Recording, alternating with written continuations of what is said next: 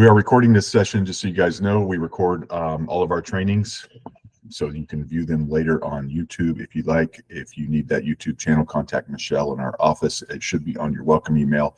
Those of you who joined a while ago, if you've been here a while, we have changed in the last year, maybe a year ago or so, we changed YouTube channels. If you've joined recently, you have the right YouTube channel on there. If not, you have the old one. But either way, Michelle can send you the new link to it. Welcome to Open Forum. Today we'll be discussing the market, and we'll be discussing some of the affidavits you guys are having any issues with. Or sorry, affidavits. Affidavit is another thing we're going to discuss, the new affidavit for the foreign buyers. But any addenda you guys are having an issue with.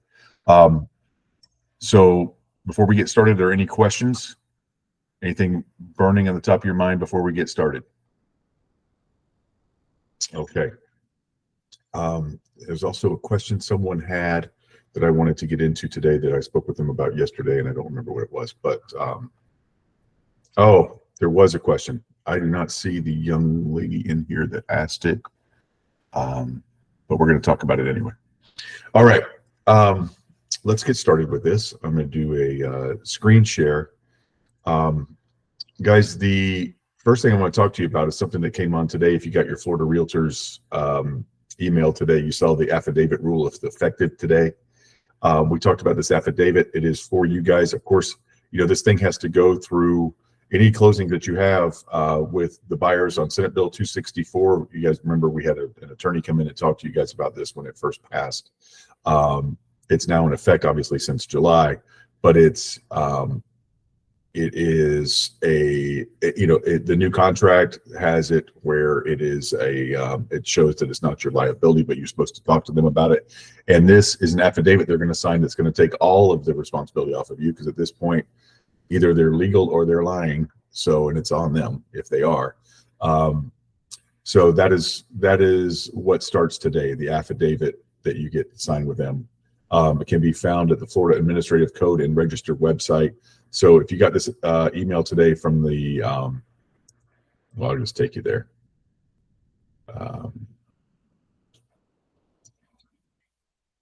Here we go. I just clicked on the link. Buyer affidavit form is on here.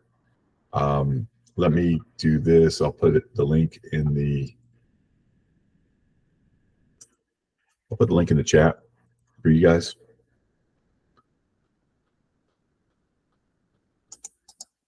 So we talked about this before, and you know, some of the first concerns you guys had were, you know, is it profiling or steering or any kind of legal issue with your license to ask someone what country they are? Obviously not. And if they are foreign of any kind of non-U.S. Citizen, you should have them sign this. And wherever they're from, they're going to put wherever they're from. But you should have them verify that they are legal. Yeah, Jika, we had a company come in a couple months ago, or you know, right before the new year, about taxes and stuff too. But I'll get to that in a minute. So this is it, and it even in this email that they sent, let's go back to that one. Even in this, it says buyers are signed the applicable affidavit. One is for buyers who are natural persons, and one is for buyers that are entities. So there's a different one if they have an LLC than if they're an individual. At the time of purchase, which the rule specifies is at closing, there is no responsibility for a real estate licensee to provide the affidavit to the buyer. Instead, real estate licensee should advise the parties in the transaction to seek the advice of counsel when they are seeking answers to their legal questions as they relate to this law. I'm telling you, you should use this, guys, because it's going to save you time, energy, all your resources, if in fact there's an issue, and send them to an attorney, a legal professional, for help. It is not your job to determine that. All right. Any questions on that? Okay. Well, let's get to the market. All right. Let me try to blow this up for you guys a little bit so you can see better. Oh, that is definitely blown up. Hold on. Blew it up so much I can't find where it was. There we go. You see on the left side of your screen here. New listings, 6,500 new listings. So this is what I like to do with you guys. This is market watch. It's the last 7 days and the entire stellar footprint, which is it's a huge footprint from West Volusia County all the way to Sarasota up to Clearwater. So it includes the Tampa Metro, the Orlando Metro, Sarasota, Clearwater, and everything in between. The entire I-4 corridor, pretty much, all the way to Western Volusia County. New listings, 6,500. Price increases, only 700. Look at the price decreases. More price decreases than new listings. That tells you anything. And it probably shouldn't tell you that much. Back on market, so 1,500 of a if a typical 7,000, 6,500 went back up 1,500, that's a pretty good. That's a little over 20% going back on the market. That's not bad through the inspection period and the financing period. Only 3,000 sales, which is low. Maybe it's a weird week or whatever, but we're getting to the point of January where late January is the people who were not doing anything around the holidays. So this is the fruit. The closings are the fruit of that. Pending 5,850. That's pretty good. So inventory is up a little bit between the back on the markets and the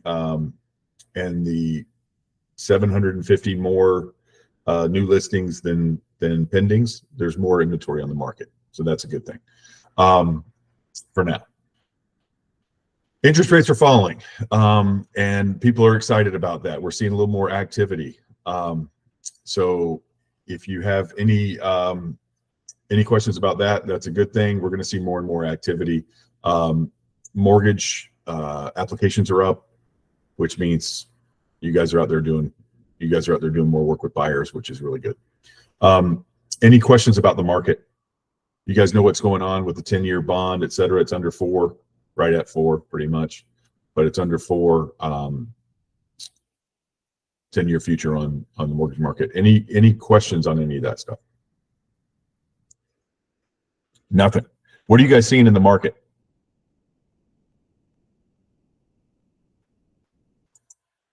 Anybody could tell me what they're seeing in the market. You guys seeing buyers? You seeing properties be on the market longer? What are you seeing?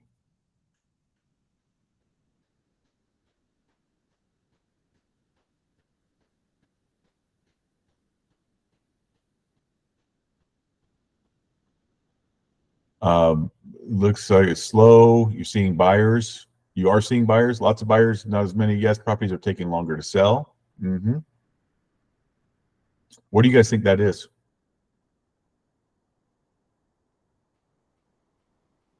You can talk. You can go off mute. You're not permanently muted. Am I seeing anything? Yeah, Sean.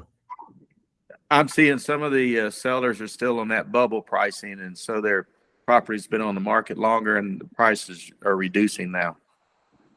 Yeah, and they're having a hard time figuring that out. And they are, yes, I'm absolutely seeing that. And that's why you see more price drops, 7,100 price drops as opposed to 6,500 new listings. There's more price drops than 10% more price drops than new listings. That's crazy. Yeah, I totally agree with that, and I've seen that too. Yes, Tom. Most of the people that are buying houses in the area I'm in are paying cash. They're not going to the bank. So the closings happen faster because they aren't having to go through the 45 days with the bank. Right. That's good. And part of that, part of that, my theory is because we've seen some of this, is that they're taking advantage of other people not being able to buy because of the rates, or not wanting to buy because of the rates. So they're getting a little bit better deal. And they're also seeing that this is the end of that. I think they're seeing that. I think a lot of people were sitting out thinking that this market was going to, you guys heard them all. Oh, the prices are going to come down, right? Prices are going to come down. Prices are going to come down. Well, they haven't really. And they're seeing now as rates drop, they're not going to. And I think now really is a really good time to buy. Even despite the rate that you might pay, which is in the 6s now, you might pay a higher interest rate than maybe a year from now, but you're going to get a better deal on the property, and then you can refinance. And it is so much better. You guys have seen people out there posting this, and it's absolutely true that it's better to pay. And you guys know I'm kind of analytical. I'll go through the numbers on this maybe next week. But to show the difference between paying $450 for something at 6.75% versus paying $500 for it a year from now at 4.25%, and show you the difference that it makes and what you can do to do that. It's a much better deal to buy now at a little bit higher rate, like ridiculously good deal, better deal.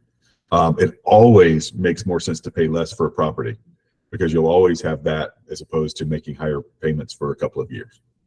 But interesting. Anybody else have a hand up? I can't see. Okay.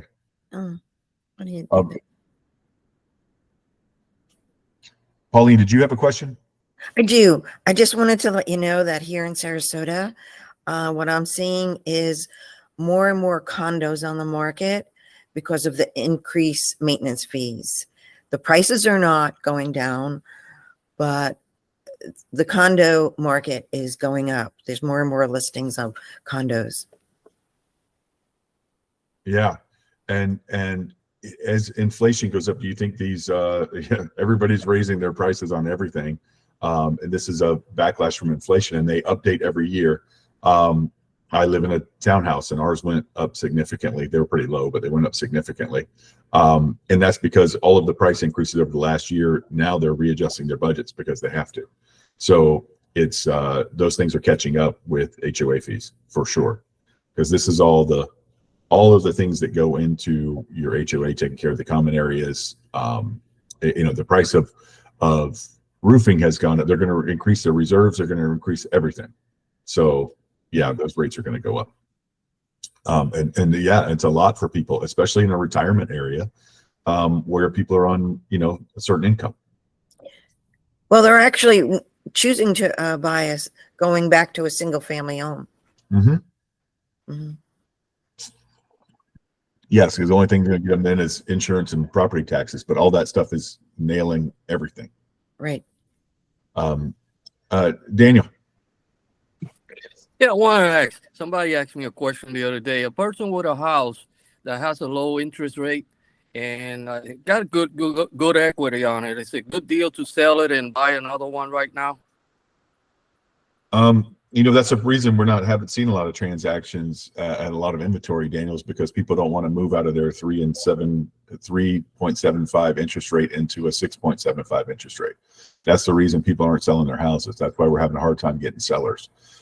Is it a good deal if they can pay cash for something like Tom was saying? It's a great time, but it's the market's okay for that. It's not a great time because I think the market's going to go up in the next year, and it's down from where it was a year and a half ago. Down. There's just not as many buyers. You just can't. The bubble hasn't kept getting bigger and bigger and bigger, so it's just stagnated. But if there's a reason they want to move, the people who are moving right now, the reason the market's slow, and you guys commented it's slow, is because people are moving because of life events. They're not moving because they're upward and onward. They're moving because they're having another baby, or maybe all the kids moved out and they want to downsize, or whatever. It's life. They got a new job, something. Life events. And you guys, I'm telling you, be thankful that you're in Florida, because we have this outside demand that other people don't have. The typical other people are losing population while we're growing, and we have a better than typical buyer side demand. Thank you, Ryan. You bet, sir. Mike. Yes, kind of a side question for Thomas. Anybody that's here, the cash buyers that we've noticed, I'm just curious, these cash buyers, are they for primary residence, or they're REITs, trusts, large financial companies buying?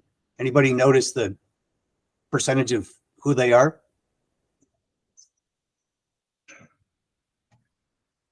Oh, okay. Welcome to my world, Mike. Tom. Everybody that I've seen is buying for personal use. There's nobody in the market. I haven't researched it yet, but recently I saw a headline that said that the federal government passed a law against hedge funds buying property. And I need to research it more to give you a better answer on that. But if that's correct, that means they're going to have to put a whole bunch of hedge funds property on the market. We'll see how that plays out. So, like I said, I don't know that for a fact. I saw the headline. I need to do the research. I'm with you on that. Yeah, because I'm very curious. I recognize what you're talking about. And I want to kind of see what else everybody had. I know locally here, state of Florida, they're doing some things to try and watch shell, where people put their money in offshore banking and then come back and purchase that kind of thing. I know they're looking at that, but it'd be nice to. My little take on it is we have some of these large financial institutions, trust REITs and things like that are buying these things cash. To me, my observation is that it's kind of just artificially driving the prices up on houses and making it more difficult for the personal property owners and primary resident purchases. So just curious about that. Thank you. I know that in Tampa, BlackRock was coming in here and buying entire communities up until about a year ago when things started to slow down a little bit. They backed off on that buying, but they ended up with a lot of real estate. When interest rates went up, they started having some financial problems at BlackRock, and we haven't seen how that's going to play out yet either. Okay, very good. Thank you. Yeah, we saw a major decline in the, you guys saw the headlines and stuff of them laying people off at different iBuyers and stuff. When the market started going south a little bit, they started laying everybody off, and that was in the big deal in the news. I haven't seen as many institutional buyers doing that stuff. I don't know that it's necessarily primary residences. I think there are a lot of vacation homes and stuff being bought with cash, especially in Tom's area. Primary residences, mostly, obviously, they're going to be retirement type people who sold their house up north and moved down and used the cash. I haven't seen a lot of institutional stuff lately since the market since the bubble stopped growing. Any questions? Any other questions before we go forward? I had a question yesterday, and I don't remember who it was. I apologize. Someone asked me about investment properties, doing their own investment properties, and the license aspect of that, what they can do with their license, and different responsibilities they have being licensed versus being unlicensed. And I wanted to go into that today. Just briefly, I didn't even answer her. I told her we would talk about it at the meeting today. And so what I wanted to go into with you guys about this is you have a whole different level of responsibility as a licensee.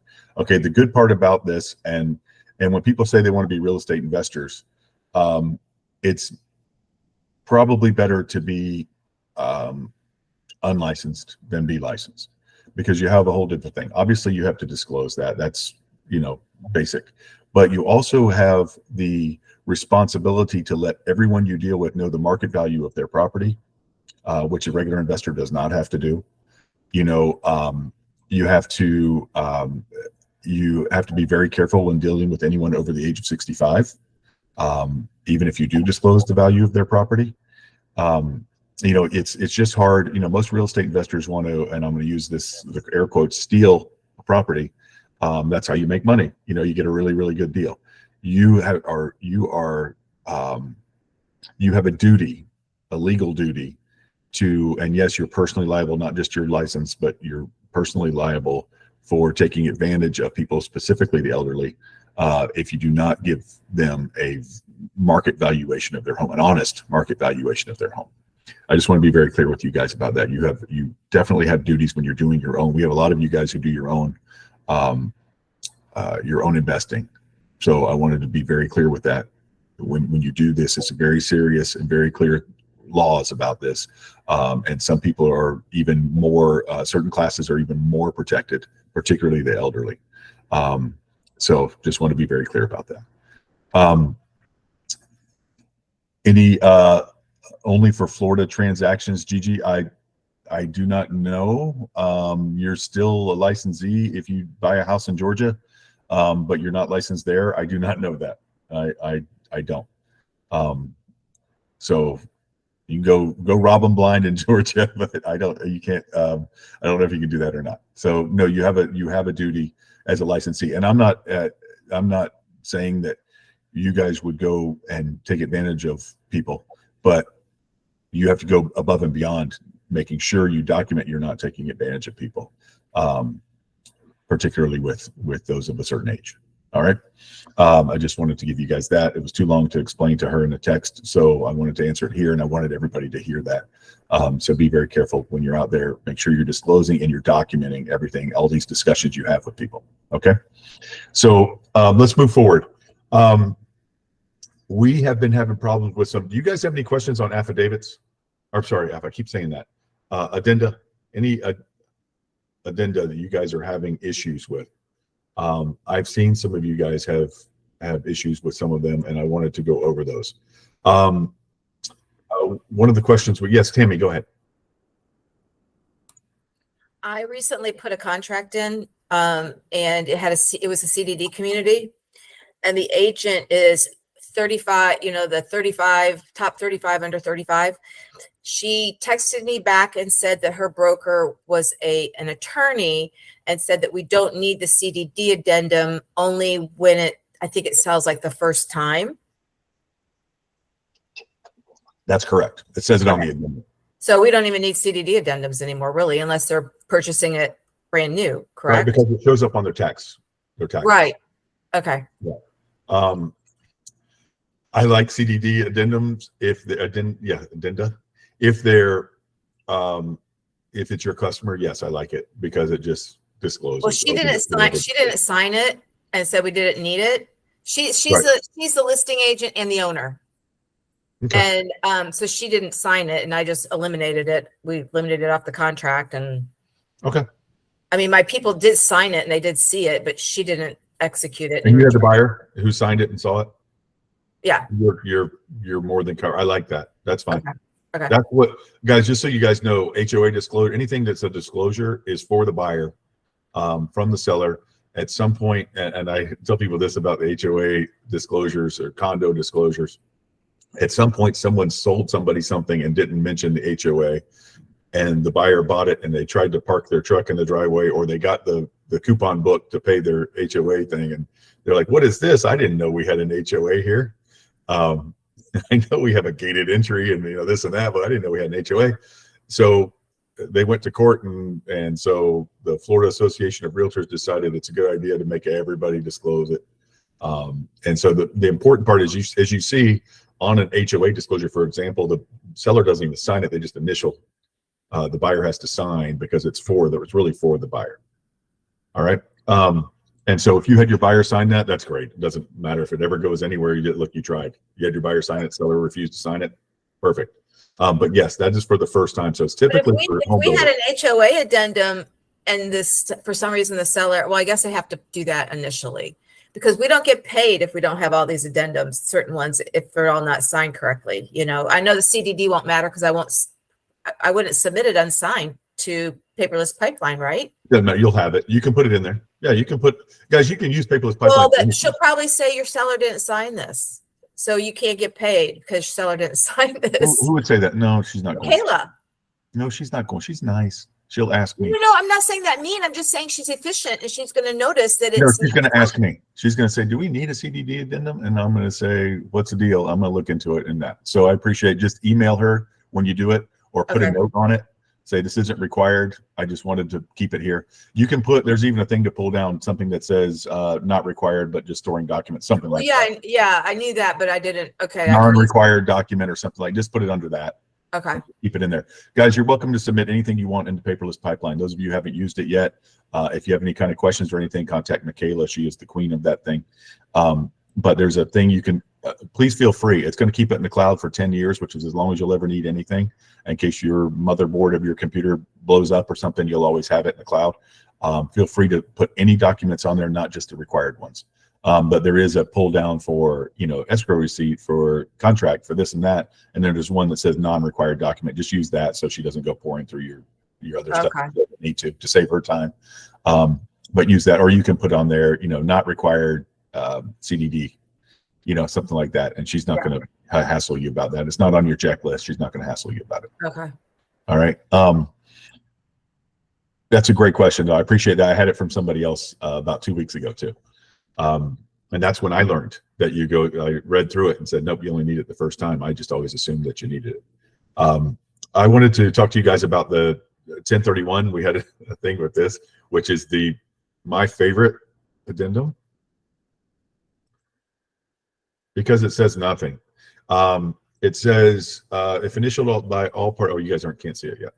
Hold on. It's slow. Here it comes. All right. It says, if initialed by all parties, the terms below will be incorporated in the contract for residential sale and purchase between buyer and seller. 1031 exchange. If either seller or buyer wishes to enter into a like-kind exchange, either simultaneous with closing or after, under section 1031 of the IRS code, the other party will cooperate in all reasonable respects to effectuate the exchange, including executing documents, provided, however, that the cooperating party will incur no liability or costs related to the exchange, that the closing will not be contingent upon, extended, or delayed by the exchange. So they're just saying we'll cooperate as long as it doesn't cost us time or money, which has become one of my favorite things to tell people. If will you help me on this? Yeah, as long as it doesn't cost me time or money, I'm happy to help. That's a 1031 exchange addendum. If you guys, I know a lot of you guys have done 1031 stuff, or your clients have done 1031 stuff and you've helped them with it. That is a very simple one, but I get questions on that. Hey, they want to do a 1031 exchange. What do I do? You just have people sign it. Buyers are not going to have a problem, or the seller, whoever, is not going to have a problem with this. There's be another time we can go over 1031s for you guys who want to do that when you're working with investors.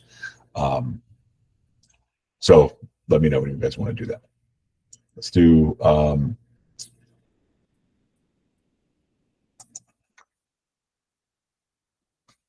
do you guys have any other ones in particular that you want to go through? Addenda, any addendum that you want to go through? Do you have to use a 1031 exchange form? I really didn't even realize that was there. So I just put it on the other notes, buyer using 1031 exchange funds. Yeah. I mean, I can use it now that I realize it's there, but I don't even know. Sometimes you forget all this stuff. You should, just in case somebody tries to hold up. Guys, you'll deal, especially with if it's investment properties and stuff like that, you'll deal with people who will try to snake their way to anything and try to renegotiate based off of anything. If you're dealing with somebody like that, that form comes in handy, because then they can't hold up a thing. Sometimes there is something that a buyer or seller, the other party has to do to cooperate. That's just a way of, they can't renegotiate the contract if you try to do that. You guys have, some of you guys who have dealt with investors have seen people when the buyer wants to change the name of something, but it's not assignable. The seller will say, well, if we're going to do that, I want to change the closing date and I want to change the, this and that, put another deposit in if you're going to change the name, that kind of stuff. Try to change the whole deal, which they have the right to do because you're trying to renegotiate. They can renegotiate. So that's why I like things to be, I like to use the second box on the assignability, because we've all seen people have to change the names of either, even a husband and wife. Sometimes they got to leave the husband's name off or the wife's name off, or they've got to add somebody, or whatever, which you can't do without getting the seller's permission unless you have that second box. If you do, may not assign. If two of us are buying a property and we do may not assign, I can't add a third person or take someone off without the seller's permission. When you do that, the seller can then say, why don't you put another $5,000 in escrow if you're going to do that, or whatever. So just got to be, you just got to be careful when you're doing that.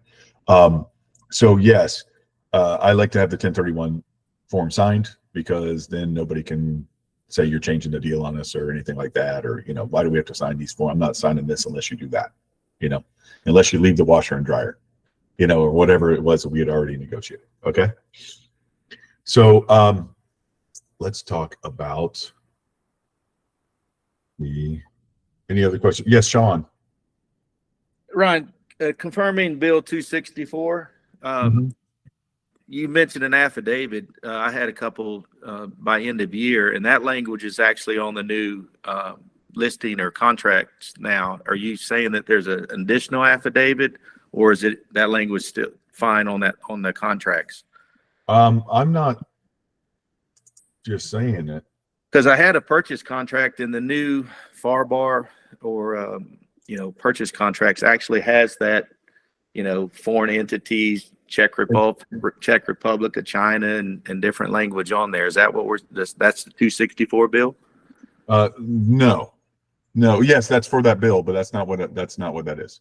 Hold on a second. Let's Okay. share. I don't know how to share this screen. Yeah, the Chinese government language is all on the new contracts. I just wanted to confirm if there's a separate affidavit needed now for 264. Oh, it's not letting me do that. Why is it not letting me do that? I'm trying to share the form with you. I sent I sent you guys that link. If you'll click on that, you'll see the top button. The top button on there is the affidavit, and it's a whole affidavit. So no, we went over that when they changed that. They put that language on page 12, I think, of the contract. They put that language, that red box there. Well, it's red on the screen. I don't know if it prints red, but that says whatever it says. Pretty much, we're not responsible for it. But let's go over that real quick. So I sent that. That's an affidavit. The one I sent you guys is an affidavit. It's the page that you just click on that top one and it gives you the affidavit. Did you guys see that? Anybody in that link find that? They do need the affidavit. I think he's asking, like, do they still need that? But they do. Yeah, yes, it's different. It's different. That's just, the one in there is just kind of, let me get on the as is real quick. Yeah, because the one in the purchase contract, there's that language there on that page 12, maybe. I'm not sure if it's page 12, but you are. They have to sign that form that they're not a member of those, foreign entities and what have you. But my question is that they're going to sign that, and then we're having an additional affidavit that goes with the contract? I thought that covered that. What I'm asking. Yes. No, they've done this. This is the same people. This is not somebody else reinventing the wheel. This is the same people that came up with this. Attention seller and buyer. Oh, sorry.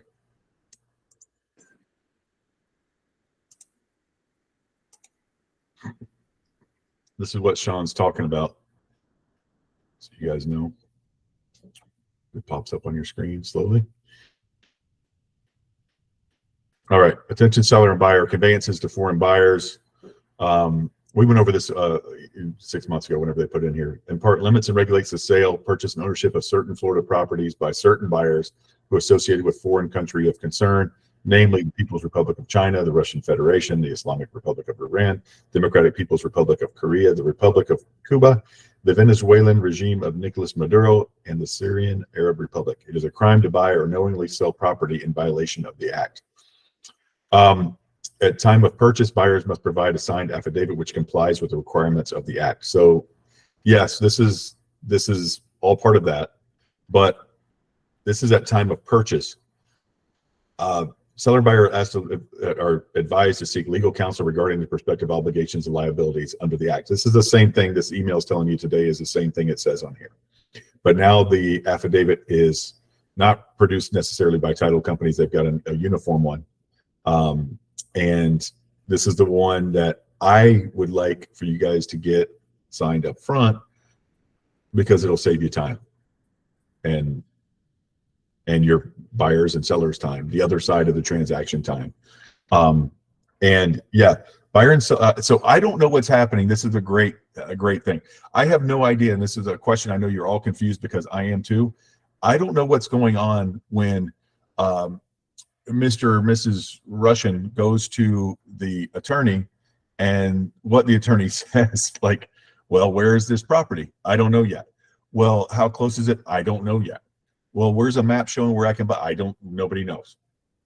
So I don't know what's going on there. This is us just washing our hands of this whole thing. Okay. Just covering our rears on this, just having them go to an attorney. And that way they have a case, and the lawyer's not going to get in trouble because they have no idea of what's going on. Nobody's going to get in trouble at this point because there's no clear thing. Now, is there an attorney who specializes in this? Probably by now, maybe. I don't know yet. We'll look into it. Everybody, if anybody knows anything, please let me know because I don't know who they could go to. I wouldn't know where to send them other than a real estate attorney. And I will find out what real estate attorneys are telling people and get back to you on that, because I really don't know. Wouldn't you need this on something on a listing agreement too? Because you might be listing somebody's house that They can sell. They already own it, Tammy. they don't have to disclose because it says buyer and seller. No, they don't have to disclose that they're selling. That's the opposite of the point of the law. The law would be glad they're selling. Okay. So no, not a problem. You can sell. You can sell all you want. You can't buy. If you're a national, if you're a foreign national. Yes, Jennifer. So just to clarify, so if I have a buyer who is Cuban who wants to purchase, I need to direct them then to an attorney, a real estate attorney? Yes. Okay, interesting. Okay. To see where they can purchase, etc. Okay. I mean, not if they're of Cuban descent, but if they are not a U.S. citizen right now, yes. So no, yeah, if they're in the process of getting their residency card or their citizenship. Yes, absolutely. Yep. Okay. I want to talk something else that you reminded me. Your presence reminded me of this. When you have a cancellation fee if you have a listing terminate, you have a cancellation fee. Have that cancellation fee. I know this is completely off topic. Have that cancellation fee sent to our office, Attention Sales, at our address, which you guys should all know, but it's the 32817 address. Have it sent to our headquarters, to Attention Sales or Attention Michaela. Attention Sales is fine, easier to spell. And we will turn it around to you. We do not keep any of it. If you have a $500 cancellation fee, you get it all. And don't forget, everybody has a cancellation fee. I want to cover that on here too. So let me go to that. Everybody has a cancellation fee on there, whether you know it or not. If you spent any money on a sign or on photos or anything that you spent on the property, you have a cancellation fee.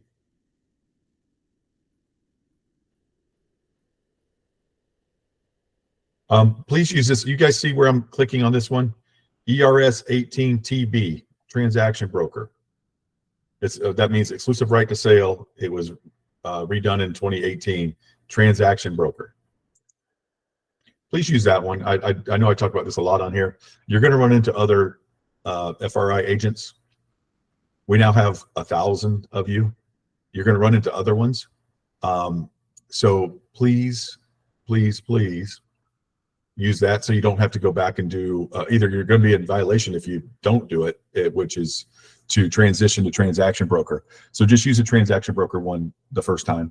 It's much easier. It's even easier for the client to understand and everything than having to go back and saying, Sean is representing the buyers in this, so I'm going to have to transition to transaction broker. Well, what does that mean? That means I don't have the same, all the stuff you guys told me, your personal problems and that the reason why you're really selling it and all that stuff. Even though I know that stuff, I can't tell Sean. Well, Sean works in your office. Yeah, but I don't even know Sean.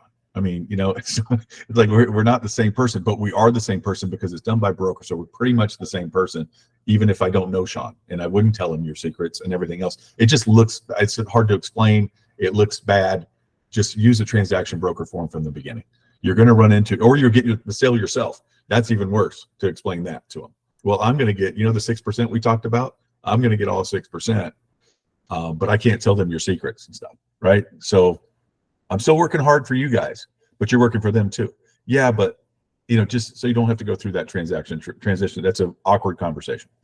So I'm telling you, this is the better way to do it. Now let's go to Ryan. I have a question. I just did a lease with a commercial broker, and I was reading through his email, and at the bottom he has in large letters, "I am a transaction broker."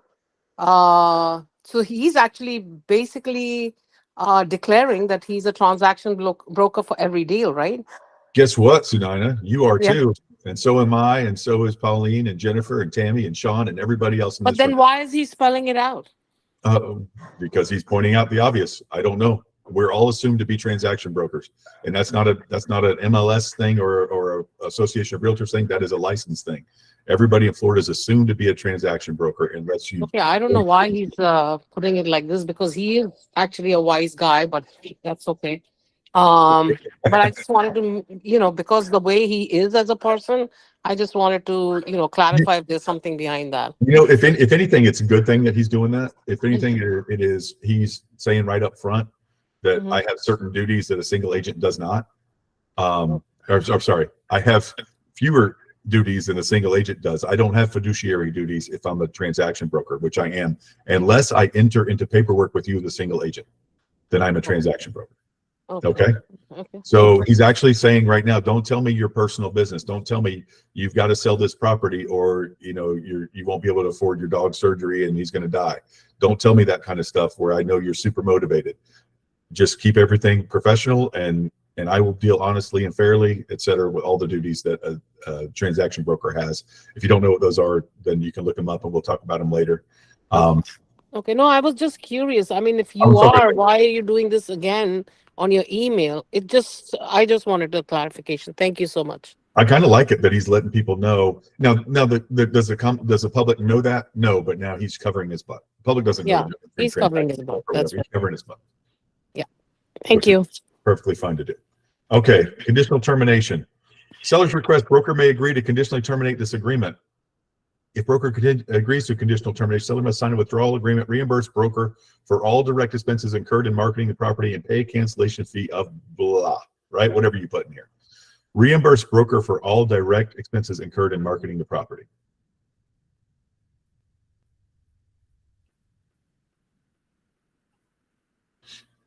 Any questions on that? Okay, so when they do that, like I said, have this cancellation fee, or if you spent, $295 on the photos and $42 on the sign, you can have them pay that back. Any questions on that?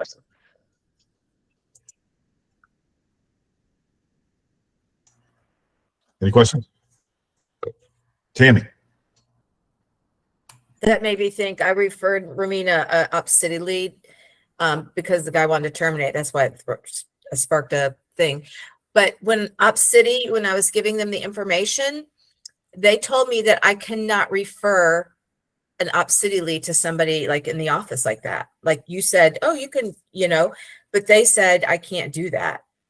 I have to release them back to Up City and they'll find them a new agent. But I said, well, this was a really hard deal. And you're probably really glad that I just referred it to this person because it was a super hard deal. So just letting you know that that's what they told me. Okay. Worst thing that ever happened to them was being bought by realtor.com. What'd you say? The worst thing that ever happened to them was when they were bought by realtor.com and they're not a regular company anymore. They just ruled themselves to death. So I kind of get it. So because they don't know what the I had already met with the guy, and so just to release him back, and he really needed help, and and I don't know how fast they respond to those things. So I was trying to help him, And you discussed that with them, and they were fine with it now? Are they okay with it? They're fine with it now. What can they do? The deal's already closed, and we sent them the money, and it worked out fine. So good. I can see why they wouldn't want a deal to be referred over and over again, because now the final agent's working for nothing. And so how good of a job are they going to do? You know what I mean? So I kind of get that. And they don't want you sitting there taking deals and referring them off and just trying to make money. And that wasn't my intention. I know it wasn't. Yeah. I just was going out of town and I had to give it away to somebody. So. And you've done 19 deals with them or something, so they're probably were pretty nice with you. So I'm sure they appreciate that. Yeah. You guys that don't know about Op City, get involved with it. Get involved with these things. I think they actually have a waiting list now, but get involved, get on the list, and you'll start getting deals.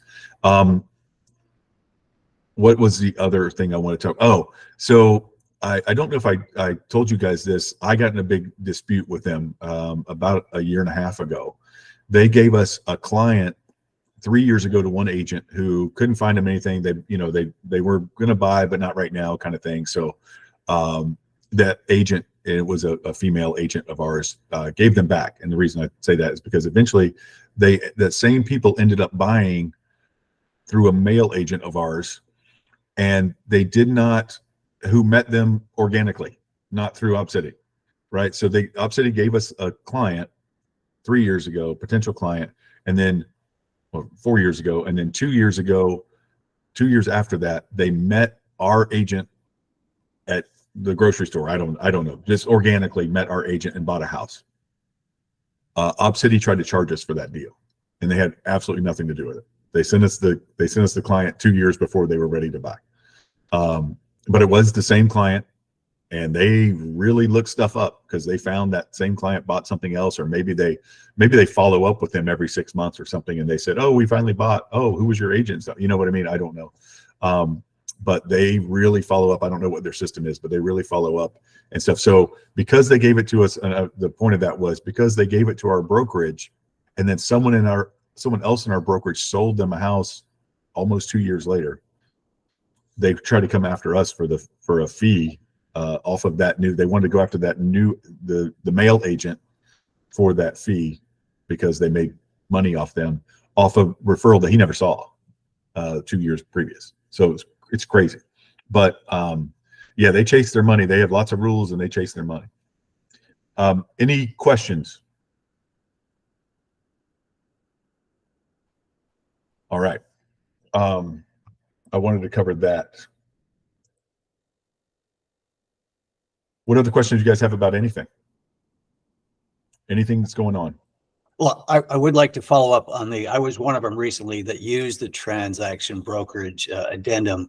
And the reason, maybe you know, or somebody, it was a vacant land listing that I took.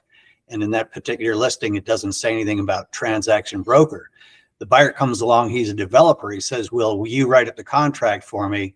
And I said, sure. So I represent both sides. And I'm sitting thinking, I tell the buyer, says, well, the buyer tunes into what I'm saying. I said, well, I'm going to represent both sides. He says, he had a lot of questions, obviously. I said, okay, so I've got to break out this transaction brokerage and send it to him. It explained it pretty well, but it did throw some lumps in in the whole situation. But that was the reason that was used for the yeah.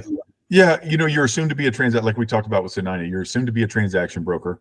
But if someone has questions or something like that, it's best that you just disclose to everybody. I put it in an email. So it's in writing, not just a phone call. Put it in writing that, these are my duties as a transaction broker. I still have to do, and obviously you play up the duties that you have to deal honestly and fairly and, all that stuff. And don't go into too much into I'm not a fiduciary, whatever, but you're always recommending tax professionals, legal professionals, stuff like that.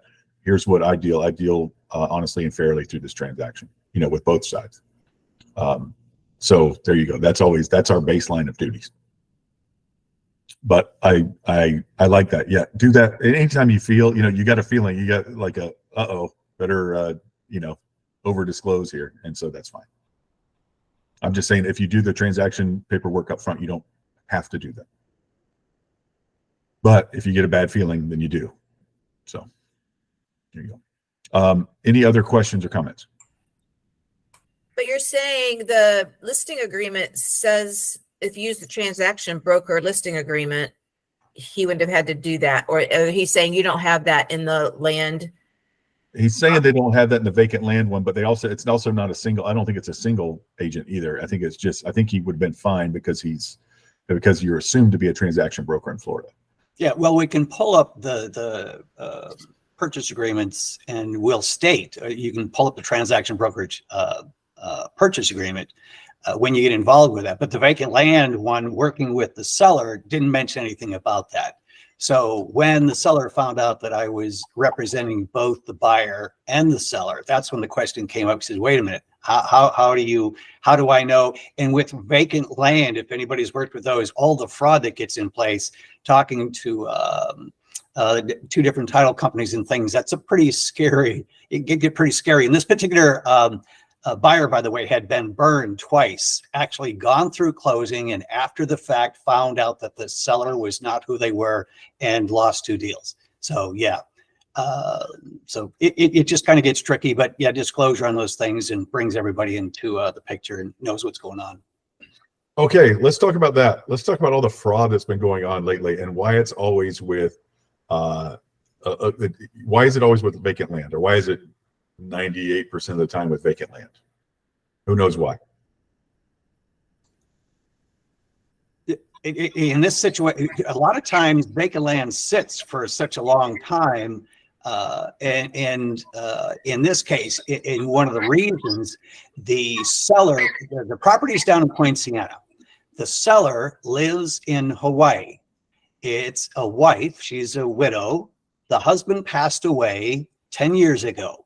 She gave power of attorney to her son, who has the same exact name as the father, the deceased. So it's a junior. If you go into property appraiser's office, it gives the name of only the husband, that deceased, on the forms. But when the person that's actually going to sign documents is the wife. And she finally was found through the title search that she exists. However, the son was pushing, I have power of attorney, says, I'm going to handle all this for my mother. She's 81 years old. She doesn't understand all this stuff. So it can really get sellers for property can claim vacant land like that, can claim who they are, and they purchased it back. This was purchased back in '84, I think. So a lot of things can get goofy, but it got straightened out. We're on track, thank goodness. Right. And guess what? With vacant land, no showings, I mean, they can go look at it with nobody knowing.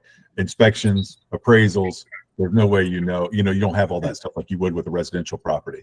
And nobody knows, that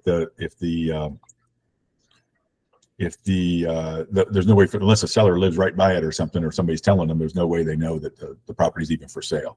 So yeah, and there are lots of telltale signs, but you always want to. So what we talked about before, we talked about this a year ago or so, because we had a couple of very clear cases of it in our office. Fortunately, nobody got to closing, but one of the buyers did threaten to sue our brokerage and the actual owner and everybody else. The actual owner had nothing to do with it, of course. And I shared with you guys some of the things our lawyer recommended for this, and one of them is to get the stuff to the title company early, right away, and have the title company, tell them my title company wants to see you can blame it on your brokerage if you want. Our brokerage wants to see your identification and all this stuff, your passport and all this. In this case that our agent had, the passport was fake. They photoshopped it. So it absolutely can be done and all this stuff, but at some point you can wash your hands of it when you've done everything that you can do. And that's all we can do in this business anyway. We don't have to go find these people and identify them and, take their thumbprints down to the public records office. We just have to do everything we can to do that. Tom. The thing that's going on in Southwest Florida right now is the people are listing the land and then finding the name of the owner anywhere in the country that matches the name, and then they're trying to sell it under that name until the original owner finds out that that's not really me. Recently, there was a case with a gentleman from Ohio, and the driver's license was from a gentleman from Pittsburgh, Pennsylvania. Two different people. They were trying to sell his land. The other one was a couple from New Jersey owned the property, and the realtor hooked up with his name. That person was from Maine, and he was trying to sell the property under that. And the only way those two guys found out was because the neighbors made a phone call and said, "Hey, you told me I was going to get to buy this property if it went up for sale." The real estate attorney that I know very well tells me that if you have somebody buy vacant land, have them put a mortgage on it and a line of credit or whatever, and make sure they have like $500 borrowed against it, because then the bank has to get involved, and it'll save you a lot of time. That's what they're suggesting right now. Okay. Yeah, and I'm concerned about you guys representing the sellers as well. If it's too easy, there's probably a reason. Somebody calls you out of the blue and tells you they want to sell their property, and whatever it is. The particular one that they got all the way to closing that did not close, fortunately, was $600,000 lot on a golf course, and got all the way to closing before they realized what the issue was. So there's a lot of scams out there. People got nothing better to do. And you know what I always say about these scams that go on? By the way, those of you who got the gift card scam from Carissa, where she asked you to go out and get gift cards for her. I don't know why she does that. You know, I'm kidding. It's not real. Don't do it. Don't ever do that for anybody. Nobody's going to text you and ask you to buy gift cards. So, you know, the thing I say about these scams is they wouldn't do them if they didn't work. So you have to be wary of them. They obviously work. I mean, they still do the Prince of Nigeria, you know, so, I mean, it works on somebody, or they'd stop doing it. So, any other questions or comments before we go on? And when I say go on, I've got nothing else. So before we go home, anybody? All right.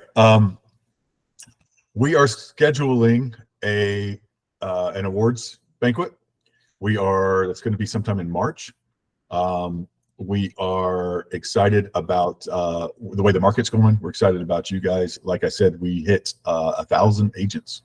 So we have 1,000 agents for the first time. And like we hit it yesterday, we literally have 1,001 agents. So we're excited about that. We've been growing thanks to you guys, and you guys have been wonderful in sending us your friends to join us, and you guys have been just absolutely great.